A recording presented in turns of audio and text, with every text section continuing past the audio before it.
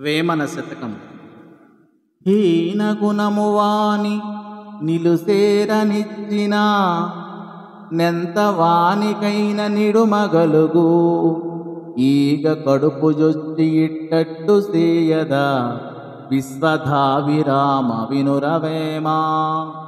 హీన గుణము వాని నిలుసేరనిచ్చిన ఎంత వానికైన నిడుమగలుదు ఈగ కడుపు జొచ్చి ఇట్టట్టు సేయదా విశ్వధాభిరామ వినురవేమా.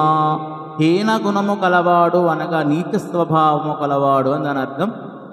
నీచ స్వభావము కలవాని నొక్కని ఇంటిలో చేరనిచ్చినచో యజమాని ఎంత జాగ్రత్త గలవాడైనను కష్టాల పాలుగాక తప్పదు.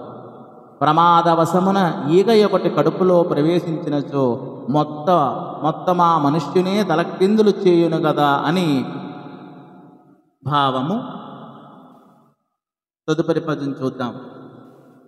వేరు పురుగు చేరి వృక్షంబు చెరచును చీడ పురుగు చేరి చెట్టు చెరచు కుత్తి తొండు చేరి గుణవంతు చెరచెరా విశ్వధాభిరామ వినురవేమా. వేరు పురుగు చేరి వృక్షంబు చెరచును చీడ పురుగు చేరి చెట్టు చెరచు కుత్తి తొండు చేరి గుణవంతు చెరచెరా విశ్వధాభిరామ వినురవేమా. వేరును నశింపజేయు పురుగు చేరి మొత్తము చెట్టునే పాడు చేయును. ఆకులు తినడి చీడ పురుగు పట్టి మొక్కలను నాశనము చేయును. అట్లే దుర్బుద్ధి గలవాడు దగ్గరకు చేరి గుణవంతు పాడు చేయును. కావున దుర్జనులను దరికి చేరనీయరాదు అని ఈ పద్య భావము.